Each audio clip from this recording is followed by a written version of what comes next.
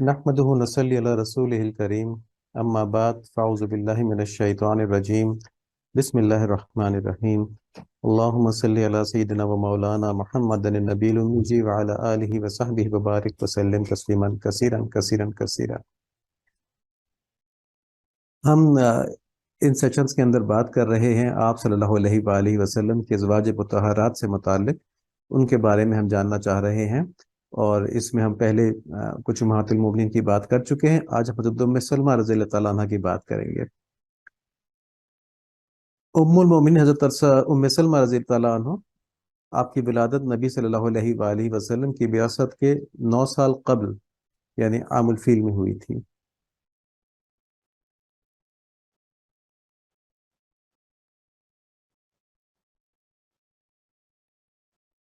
आप रज़ी अल्लाह तआला अन्हु की परवरिश अबू उमैया जैसे सखी बाप के आगोश से तरबियत में बड़े नाज और नाम से हुई। असल में यह था कि आप एक बहुत बड़े बाप की बेटी थी और आपके वाले साहब अमीर थे, सरदार थे। उनकी फयाजी बड़ी मशहूर थी, सखावत बड़ी मशहूर थी। और जब वो किसी सफ़र का इरादा करते तो अपने साथियों की तमाम तर कफालत वो खुद करते थे। तो उनके साथ जो लोग काफिले में शामिल होते थे वो अपने साथ कोई सामान नहीं रखते थे, क्योंकि उनकी सारी ज़रूरियात जो थी वो अबू उमैया के ज़िम्मे होती थी। तो इस लिहाज से उनका नाम ज़ादुर रिकाब ज़ादुर राकिब पड़ गया था, यानी मुसाफिरों के सफ़र का सामान। तो ये उनका लक़ब पड़ गया था। और इससे मालूम होता है कि आप एक अच्छे ख़ानदान से ताल्लुक़ रखती थी, दुनियावी लिहाज से भी और तबीयत के लिहाज से भी, कि फयाजी जो थी आपके वालिद का लक़ब बन गई थी। तो शादी तक आप निहायत आराम और आसाइश की ज़िंदगी गुजारती रहीं। इस पर यहाँ हमने बात की है कि नबी सल्लल्लाहु अलैहि वसल्लम की बिअसत से 9 साल कबल, यानी जब आपको नबूवत मिली तो उससे 9 साल कबल हज़रत उम्मे सलमा रज़ी अल्लाह तआला अन्हा की विलादत मुबारका हुई थी।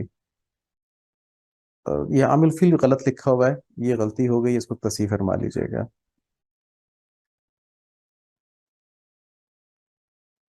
उम्मुल मोमिनीन हज़रत उम्मे सलमा रज़ी अल्लाह तआला अन्हा भी उन मुबारक हस्तियों में से हैं जिन्होंने इस्लाम के इब्तिदाई दौर में इस्लाम कबूल कर लिया था। इसकी तफसील हम इंशाअल्लाह थोड़ी सी देखेंगे। आप रज़ी अल्लाह तआला अन्हा का पहला निकाह जो था वो आपके चचाजाद भाई अब्दुल्ला बिन अब्दुल असद से हुआ, जो आप सल्लल्लाहु अलैहि वसल्लम के फुफीजात और रज़ाई भाई थे। और ये दोनों मियाँ बीवी इस्लाम कबूल करने में साबिकीन अव्वलीन में थे। साबिकीन अव्वलीन कौन है? ये वो लोग हैं जिन्होंने बिल्कुल शुरू में इस्लाम कबूल किया, जो सबकत ले गए थे और बिल्कुल शुरू में इस्लाम कबूल किया था। अव्वलीन लोगों में थे जिन्होंने इस्लाम कबूल किया। तो जब नबी सल्लल्लाहु अलैहि वसल्लम ने नबूवत का ऐलान किया तो कुफार तो परेशान हो गए, लेकिन वहीं पर जो नेक फितरत लोग थे, जो उस कुफर के और शिर्क के माहौल से बेजार थे, उनके पास जब आप सल्लल्लाहु अलैहि वसल्लम की तालीमात की रोशनियां पहुंची तो उन्होंने फौरन आप सल्लल्लाहु अलैहि वसल्लम की दावत के ऊपर लब्बैक कहा और अताअत गुजारों में शामिल हो गए। तो इस तरह उस वक्त दो कौमें वजूद में आ रही थी। एक वो जो आप सल्लल्लाहु अलैहि वसल्लम के अताअत गुजार थे, ईमान लाने वाले थे, और एक वो जिन्होंने इनकार किया और काफिर होते गए। और आज भी दुनिया में यही दो कौमें मौजूद हैं। एक वो मुसलमान जिन्होंने के आप सल्लल्लाहु अलैहि वसल्लम का कलमा पढ़ा और अताअत की, और एक वो कुफ्फार जिन्होंने के मुसलमान होने के लिए कलमा नहीं पढ़ा, आप सल्लल्लाहु अलैहि वसल्लम की नबूवत पर यकीन नहीं रखा। तो चाहे वो ईसाई हैं, चाहे यहूदी हैं, चाहे हिंदू हैं, चाहे कुछ भी हैं, ये सब इस कैटेगरी में आते हैं कि उन्होंने आप सल्लल्लाहु अलैहि वसल्लम की नबूवत का इनकार किया, तो इस तरह अल्लाह ताला के हुक्म का इनकार किया, तो इस तरह ये अल्लाह ताला के बागी हुए। बहरहाल नबी सल्लल्लाहु अलैहि वसल्लम की दावत के ऊपर अभी सिर्फ 10 अफराद ने इस्लाम कबूल किया था कि एक दिन दार अक़ा में आप तशरीफ़ फरमा थे और आप सल्लल्लाहु अलैहि वसल्लम की खिदमत में अब्दुल्ला बिन अब्दुल असद हाजिर हुए और साथ में उनकी बीवी हिंद यानी उम्मे सलमा रज़ी अल्लाह तआला अन्हा ये भी थी।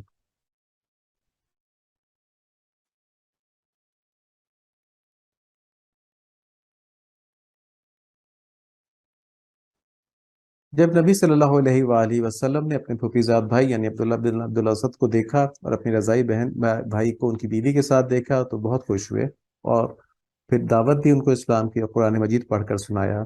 कुरान मजीद पढ़ने सुनने के बाद हज़रत अबू सलमा अब्दुल्ला बिन अब्दुल असद यानी इनके अब्दुल अबू सलमा उनका कुनियत थी, जो बाद में नाम पड़ा था उनका, انہوں نے فرمایا کہ بھائی کے رشتے سے میرا میرا بھی یہ حق بنتا ہے کہ میں بھی اس روشنی سے اپنی روح کو منور کروں جس سے دوسرے لوگ فیض حاصل کر رہے ہیں۔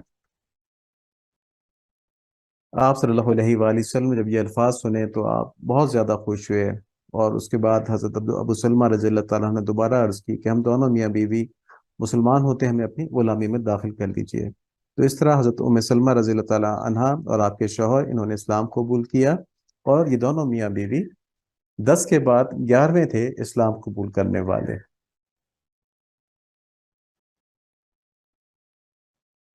اب یہ دونوں ویسے تو عرب کے بہت بڑے خاندانوں سے تعلق رکھتے تھے، اور ان کے خاندان جو تھے بہت اونچے تھے، لیکن جب انہوں نے اسلام قبول کر لیا تو سب رشتہ داروں نے ان سے اپنا رابطہ توڑ لیا، اور ان کے اوپر ان کفار نے ظلم و ستم شروع کر دیا۔ اس ظلم و ستم کی وجہ سے جو مسلمانوں پہ اس وقت ہو رہا تھا، اعلان نبوت کے 5ویں سال رجب کا مہینہ تھا، تو اس ظلم و ستم کی وجہ سے آپ صلی اللہ علیہ وآلہ وسلم نے مسلمانوں کو حبشہ کی طرف ہجرت کرنے کے لیے کہا، کیونکہ وہاں کا جو بادشاہ تھا نجاشی وہ بڑا انصاف پسند تھا، اور اس کا تنگ دل نہیں تھا، تعصب نہیں رکھتا تھا، حق کو دیکھتا تھا۔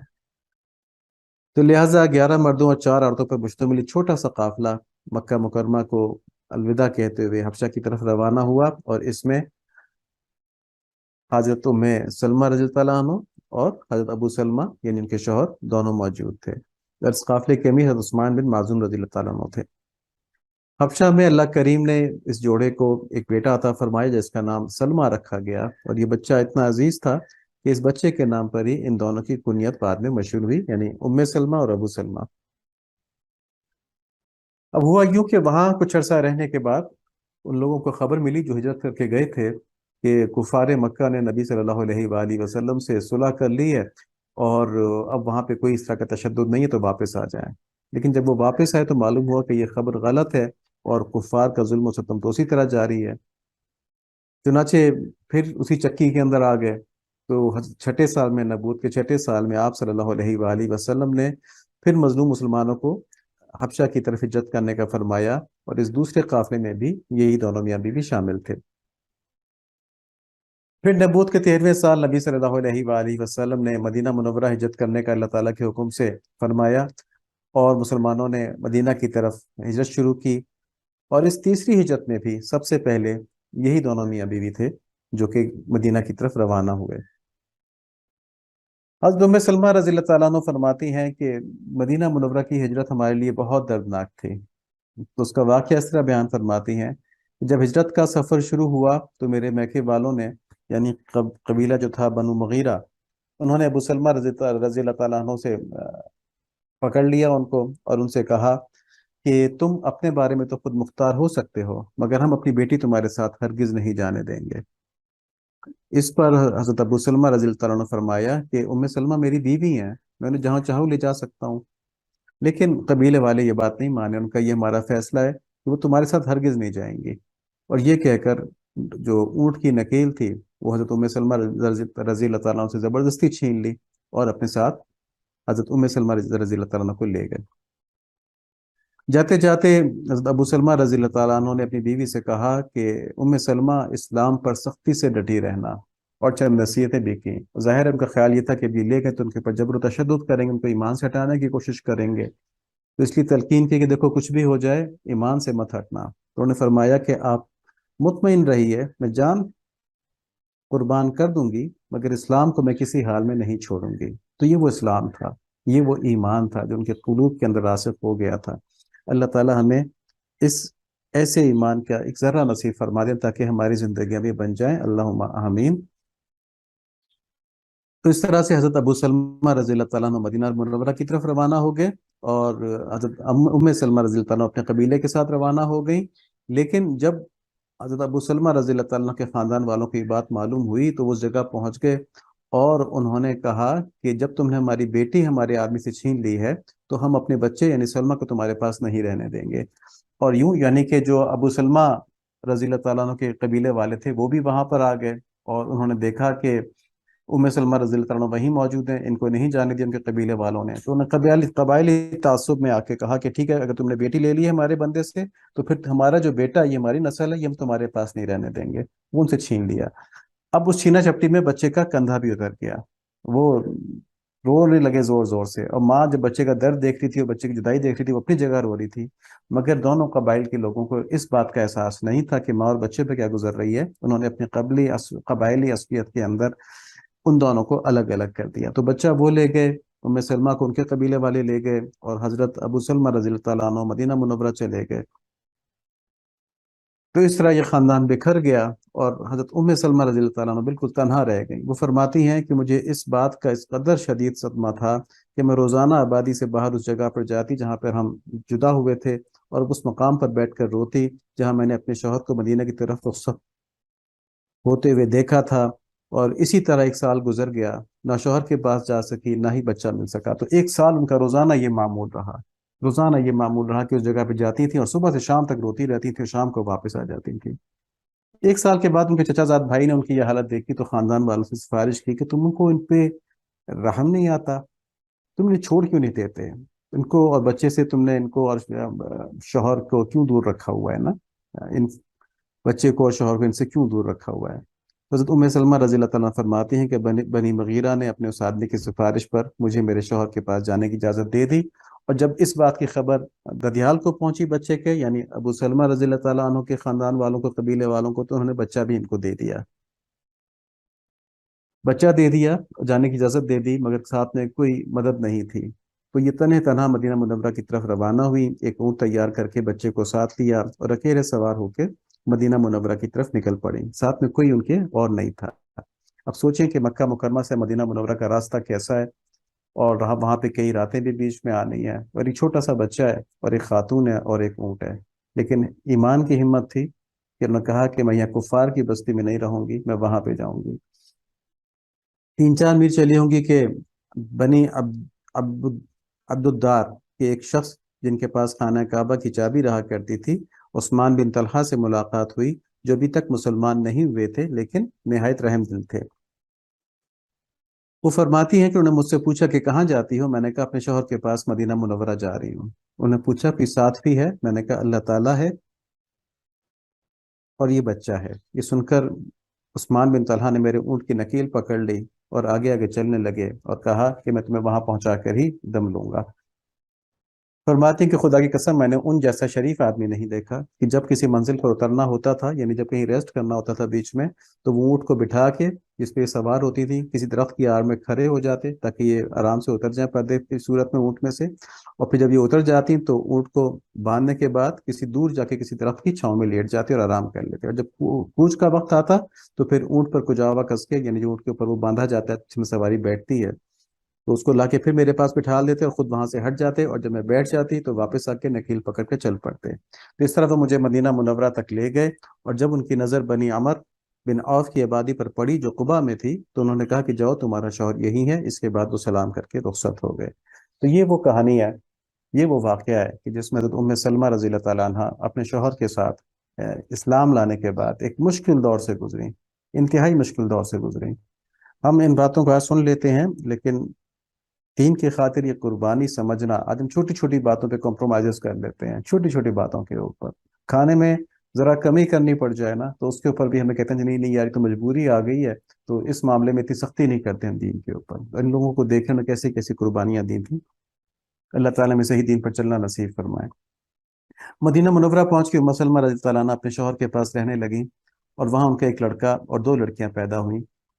جنگ بدر میں حضرت ابو سلمہ رضی اللہ عنہ شریک ہوئے اور وہاں سے غازی بن کر لوٹے، جنگ احد میں بھی شریک ہوئے، وہاں سے بھی غازی بن کر لوٹے، لیکن اس معرکے میں آپ کے بازو میں دشمن کا ایک ایسا تیر لگا جس سے آپ بہت زیادہ زخمی ہوئے، اور کئی مہینے آپ کا علاج ہوتا رہا، اور کئی مہینے کے بعد آپ کا علاج کچھ بہتر ہوا، زخم کسی حد تک بھرا، لیکن اس دوران ایک اور سریہ جو تھا اس کا واقعہ پیش آ گیا، سریہ قتل۔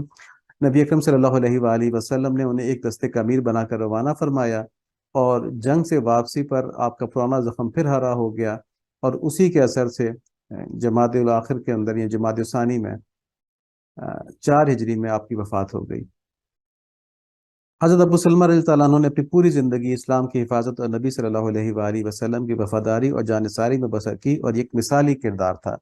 دیکھیں وجہ کیا تھی اس کی، وجہ یہ تھی کہ یہ لوگ جیسے اندر تھے ویسے باہر تھے، یعنی بڑی مخلص لوگ تھے، جب انہوں نے ایک بات کو حق سمجھ لیا اور اس کو قبول کر لیا، تو اب ان کے اندر یہ منافقت نہ تھی کسی دنیاوی مجبوری کی وجہ سے، کسی دنیاوی کمزوری کی وجہ سے وہ اندر کچھ اور رکھتے اور باہر کچھ اور رکھتے، تو جو ان کے اندر تھا ایمان، وہی ان کے باہر رہا۔ دنیا نے جتنی مرضی مشکلات ان کے سامنے لے کے آ گئی، دنیا نے جتنا مرضی ان کو تنگ کر لیا، وہ ایمان کے اوپر ہی چلتے رہے۔ اور ایمان کیا تھا کہ آپ صلی اللہ علیہ وآلہ وسلم، نبی صلی اللہ علیہ وآلہ وسلم اللہ تعالیٰ کے نبی ہیں، اور ان کی رضا میں اللہ تعالیٰ کی رضا ہے، تو اس لیے پوری زندگی اس پہ قربان کر دی۔ آپ کی نماز جنازہ خود نبی صلی اللہ علیہ وآلہ وسلم نے پڑھوائی۔ اب یہاں پہ ایک عجیب واقعہ ہے کہ حضرت ام سلمہ رضی اللہ عنہ کو اپنے پہلے شوہر سے بہت زیادہ محبت تھی، بہت زیادہ الفت تھی۔ تو ایک دفعہ بات چیت کے دوران آپس میں بات ہو رہی تھی، تو حضرت ابو سلمہ رضی اللہ عنہ نے فرمایا تھا کہ میرے بعد تم نکاح کر لینا، ٹھیک ہے؟ تو اب ان کی تاکید تھی کہ میرے بعد تم نکاح کر لینا۔ تو حضرت ام سلمہ رضی اللہ عنہ فرماتی ہیں کہ جب ان کا انتقال ہو گیا تو میں نے نبی صلی اللہ علیہ وآلہ وسلم سے یہ سنا تھا کہ کسی مصیبت کے وقت اگر کوئی مسلمان یہ دعا پڑھے، ان للہ و انا الیہ راجعون، اللہم اجرنی فی مصیبتی واخلف لی خیر منہا، یعنی کہ ہم سب اللہ تعالیٰ کے لیے ہی ہیں اور اللہ تعالیٰ کی طرف ہی ہم نے جانا ہے، یا اللہ اس مصیبت پر مجھے اجر نصیب فرمائے، اور مجھے اس جو چیز مجھ سے چلی گئی ہے، جو مصیبت آ گئی ہے، اس کا مجھے بہتر بدل نصیب فرما دیں، ٹھیک ہے؟ واخلف لی خیر منہا، اس کو تبدیل کر دیں خیر سے۔ تو کہتے ہیں میں یہ نبی صلی اللہ علیہ وسلم کی اس حدیث کے اوپر عمل کرتے ہوئے میں اس دعا کو پڑھ رہی تھی، کیونکہ آپ صلی اللہ علیہ وآلہ وسلم نے فرمایا تھا کہ جو مسلمان اس دعا کو پڑھ لے گا تو ضائع شدہ چیز سے بہتر چیز اللہ تعالیٰ اس کو عطا فرما دیں گے۔ تو میں پڑھ تو رہی تھی، لیکن میرے ذہن میں یہ تھا کہ میرے شوہر ابو سلمہ سے بہتر کوئی کیسے ہو سکتا ہے؟ تو اس پہ میں حیران تھی، لیکن کیونکہ نبی صلی اللہ علیہ وآلہ وسلم نے ایک دعا تلقین فرمائی تھی تو میں اس کو پڑھ رہی تھی، اور اسی دوران آپ کو حضرت ابو بکر صدیق رضی اللہ عنہ کو رشتہ آیا، آپ نے انکار کر دیا۔ اسی دوران آپ کو حضرت عمر رضی اللہ عنہ کا رشتہ آیا، آپ نے انکار کر دیا۔ لیکن پھر فرماتی ہیں کہ ان سے بہت بہتر شوہر اللہ تعالیٰ نے مجھ کو اس دعا کی برکت سے نصیب فرمایا، اور وہ تھے آپ صلی اللہ علیہ وآلہ وسلم۔ تو آپ صلی اللہ علیہ وآلہ وسلم سے ان کا نکاح ہوا۔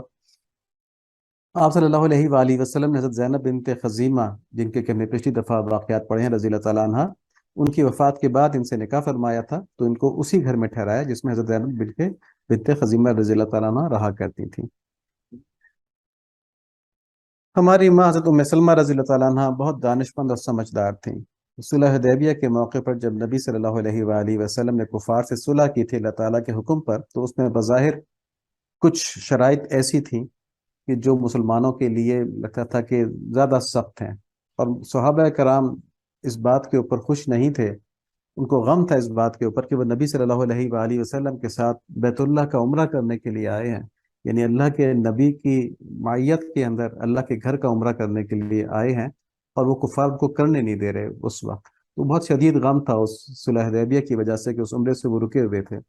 چنانچہ جب آپ صلی اللہ علیہ وآلہ وسلم نے ان سے کہا کہ اپنے احرام اتار دیں اور قربانیاں کر لیں، تو ان کی ہمت نہیں ہوئی، ان میں سے کوئی بھی نہیں اٹھا کہ وہ یہ کام کر لیتا۔ تو آپ صلی اللہ علیہ وآلہ وسلم نے اس معاملے میں اپنی جو رفیقہ حیات تھی ام سلمہ رضی اللہ تعالیٰ عنہ، ان سے مشورہ کیا کہ صحابہ کرام اس طرح سے غم میں بیٹھے ہوئے ہیں تو کیا کیا جائے؟ تو انہوں نے فرمایا یا رسول اللہ صلی اللہ علیہ وآلہ وسلم، کیا آپ یہ چاہتے ہیں کہ سب احرام کھول دیں؟ تو پھر ایسا کریں کہ آپ باہر نکل کر کسی سے کوئی بات نہ کریں، اور اپنے جانور زنگ فرما دیں، اور اپنے بال مونڈنے والے کو بلا کر اپنے بال منڈا لیں۔ چنانچہ نبی صلی اللہ علیہ وآلہ وسلم نے ایسا ہی کیا، اور باہر جا کر اپنے جانور ذبح کر دیا اور بال منڈوا لیے۔ جب جانثار صحابہ نے یہ دیکھا تو اب ان کو پتہ چل گیا کہ آپ صلی اللہ علیہ وآلہ وسلم کا ارادہ عمرے کا بالکل نہیں ہے، احرام کھول دیا ہے، تو بس پھر انہوں نے پیروی میں اپنے اپنے احرام کھول دیے، اپنے اپنے جانوروں کو ذبح کرنے لگے، اور اپنے اپنے ایک دوسرے کے بال کاٹنا شروع ہو گئے۔ تو یہاں پہ حضرت ام سلمہ رضی اللہ تعالیٰ نے دیکھ لیا تھا کہ صحابہ اس وقت غم کے اندر ہیں، لیکن جب وہ نبی صلی اللہ علیہ وآلہ وسلم کو دیکھیں گے تو ان کی جانثاری ایسی ہے کہ وہ ان کی پیروی کیے بغیر رہ نہیں سکیں گے۔ تو اس لیے انہوں نے یہ مشورہ دیا، اس سے ثابت ہوتا تھا کہ آپ رضی اللہ تعالیٰ عنہ کتنی صاحب الرائے تھیں، کتنی سمجھدار تھیں۔ کتابوں میں لکھا ہے کہ حضرت ام سلمہ رضی اللہ تعالیٰ عنہ نبی کریم صلی اللہ علیہ وآلہ وسلم سے صرف علوم سیکھتی نہیں تھیں، بلکہ ان کو خوب پھیلانے میں بھی کام لیا انہوں نے، اور حدیث میں ان کے شاگردوں میں صحابہ بھی تھے اور تابعین بھی تھے، کیونکہ آپ کی عمر کافی زیادہ تھی، سب سے آخر میں آپ کا انتقال ہوا تھا امہات المومنین میں، تو تابعین بھی آپ کے شاگرد رہے۔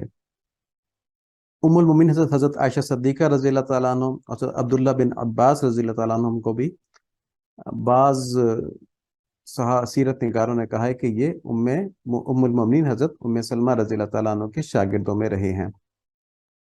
हदीस शरीफ की किताबों में हजरत उम्मे सलमा रजी अल्लाह ताला अन्हु से जो रिवायतें मिलती हैं उनकी तादाद 378 है, और आपका शुमार मुहद्दिसीन के तीसरे तबके में होता है।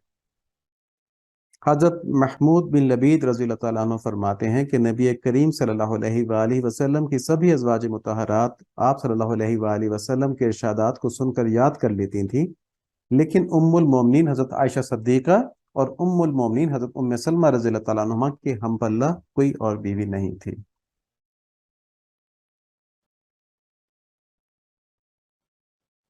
आप अमर बिल मारूफ और नही अनिल मुनकर की भी बहुत पाबंद थे, यानी चीज़ों के ऊपर आप आंखें बंद नहीं करती थी, बल्कि जो अमर बिल मारूफ और नही अनिल मुनकर सख्ती से उसको उसके ऊपर अमल करवाती थी।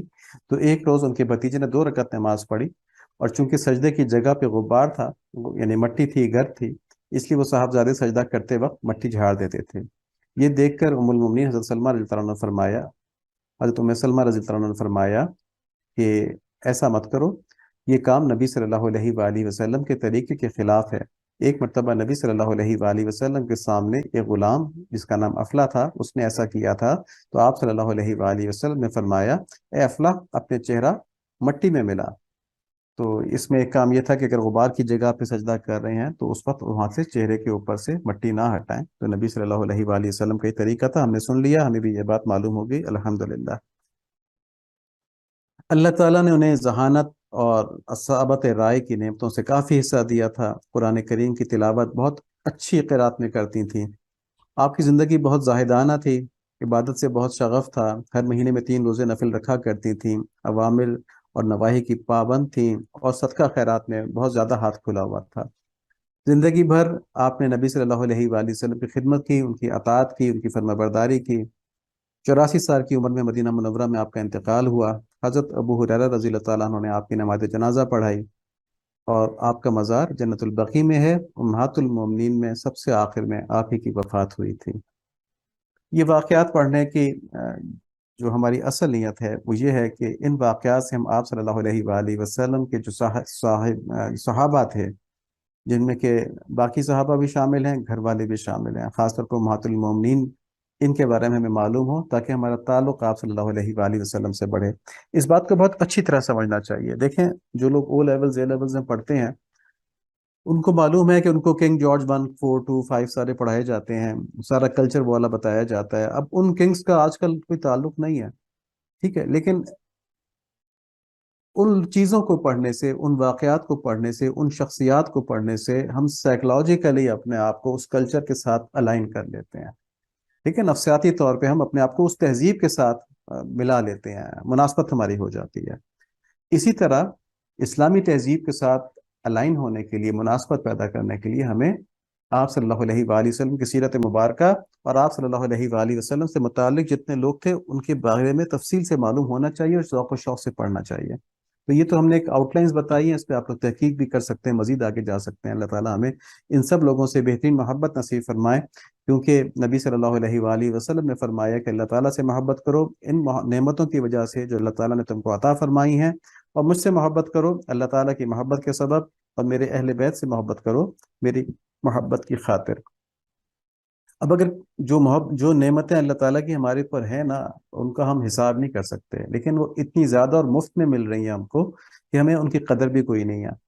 लेकिन अगर हम कभी देखें कि जो लोग इन रहमतों से महरूम हैं, इन नेमतों से महरूम हैं, उनका क्या हाल है, जैसे जो मुफलिसी में लोगों के मोहताज हैं, अल्लाह ताला ने अल्हम्दुलिल्लाह हमको मुफलिस नहीं बनाया, लोगों का मोहताज नहीं बनाया। जो जिस्मानी लिहाज से किसी मर्ज में बिल्कुल मफलूज हो गए और दूसरों के ऊपर डिपेंड करते हैं कि उनको उठाया जाए, उनको बिठाया जाए, अल्लाह ताला ने अल्हम्दुलिल्लाह हमको इसी तरह रखा। अल्लाह ताला हमें कब्र तक ऐसे ही रखें, अल्लाहुम्मा आमीन। हमारी आंखें हैं, हमारे कान हैं जिनसे हम सुनते हैं, जिनसे हम देखते हैं, जबान है जिससे हम बोलते हैं, किसी के मोहताज नहीं है।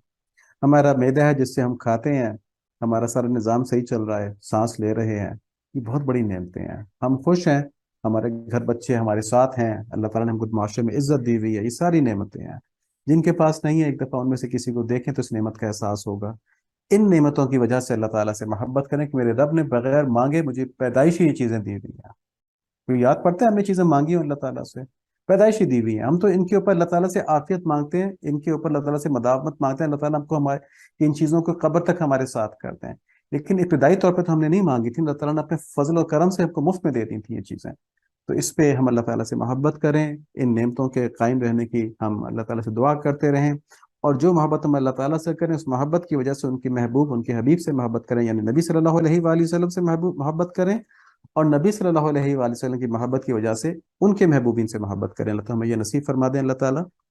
اللہ تعالیٰ ہماری مدد فرمائے، ہمیں سے یہ راستہ نصیب فرمائے. اللہم آمین.